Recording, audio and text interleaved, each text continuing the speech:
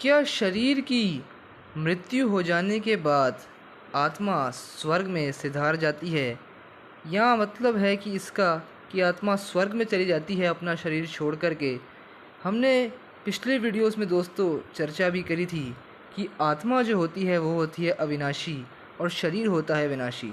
जो शरीर से आत्मा निकल जाती है, जब शरीर की एक तरीके से हम कहें मृत्यु हो जाती है, या फिर हम ये भी कह सकते हैं कि जब आत्मा शरीर को छोड़ देती है तो वो जो है शरीर को हम जला देते हैं, लेकिन आत्मा तो होती है अजर अमर और अविनाशी, और वो ये शरीर छोड़ के एक नया शरीर ले लेती है।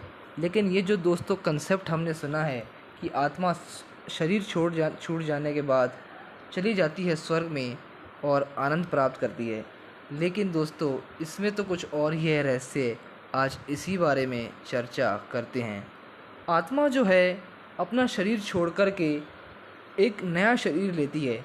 ये हमने पिछले वीडियोस में डिस्कशन भी किया था कि आत्मा का जो है पुनर्जन्म होता है, और इसमें हमने ये सिद्ध भी किया था कि आज तो बहुत सारे जो पास्ट लाइफ रिग्रेशंस जो होते हैं, जो हम देखते भी हैं कि पिछले जन्म में अपना आत्मा जो है अपना पिछले जन्म में जो उसने कर्म किया था, मतलब पिछले जन्म में जिस शरीर में वो थी, वो इस जन्म में आके बताती है कि मेरा पिछले जन्म में कुछ ऐसा हुआ था, मेरे साथ पिछले जन्म में कुछ ऐसी ऐसी चीज़ें हुई थी।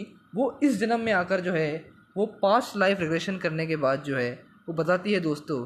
तो इससे ये सिद्ध होता है कि आत्मा जो है एक शरीर छोड़ के दूसरे शरीर में जाती है और पुनर्जन्म लेती है। आत्मा जो है जब उसका शरीर छूट जाता है तो वो स्वर्ग में नहीं जाती है, वो एक नया शरीर लेकर फिर इसी जन्म में अगले जन्म में आती है और यहाँ पर अपना आके पार्ट बजाती है। अगर आत्मा जो है अगर मृत्यु हो जाने के बाद स्वर्ग में चली जाती तो दोस्तों स्वर्ग की आज जनसंख्या कितनी ज़्यादा हो जाती। इतनी जनसंख्या दोस्तों वहाँ पर हो जाती तो वहाँ पर भी दोस्तों जो है दुख हो जाता। लेकिन दोस्तों ऐसा असल में नहीं है। हमने पिछले वीडियोस में डिस्कशन में किया था कि सत्युग और त्रेता युग, जो कि सृष्टि काल के शुरुआत में ये दो युग थे, इन्हीं को कहा जाता है स्वर्ग और सेमी स्वर्ग। सत्युग को कहा जाता है स्वर्ग और त्रेता युग को कहा जाता है सेमी स्वर्ग। और अगर हम नीचे उतरते जाते हैं तो द्वापर में हम देखें तो वहाँ से दोस्तों जो है जो एक तरीके से हम देखेंगे जो दुख की जो है शुरुआत होती है। द्वापर में दुख जो है काफ़ी कम था, लेकिन जो है कलयुग में दुख जो है काफ़ी ज़्यादा हो गया, और ये घोर कलयुग जब लास्ट में जाके है तो इसी को कहा जाता है नर्क। स्वर्ग और नर्क जो है दोस्तों इसी धरती पर हैं, कहीं और नहीं।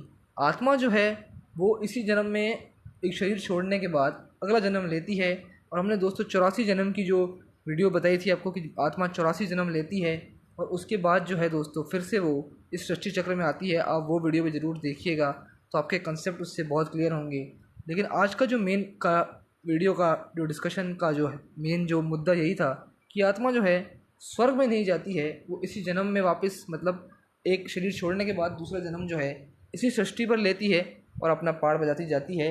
लेकिन हमने दोस्तों बताया भी था कि जब आत्मा जो अपना पहला जन्म लेती है, जो 84 जन्म की कहानी में जब उसका फर्स्ट जन्म जो होता है वो सत्युग में होता है, जिसे ही दोस्तों कहा जाता है स्वर्ग। और आगे जो दोस्तों हमने वीडियो में डिस्कशन किया था वो भी आप एक बार ज़रूर देखिएगा।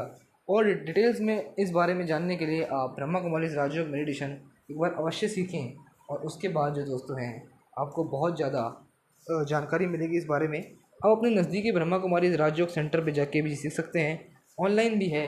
आप ऑनलाइन यूट्यूब पर भी ब्रह्मा कुमारी 7 डेज़ राजयोग मेडिटेशन कोर्स डालेंगे तो आप वो देख के भी जान सकते हैं। लेकिन दोस्तों उसको आप सीक्वेंस में देखें, आप जो है सीक्वेंस वाइज देखें, जो डे 1 है फिर डे 2 है फिर डे 3, रैंडमली कोई भी डे नहीं देखें, वरना आपको जो है मिसकन्फ्यूज़न हो जाएगा।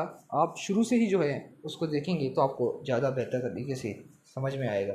तब तक के लिए ओम शांति।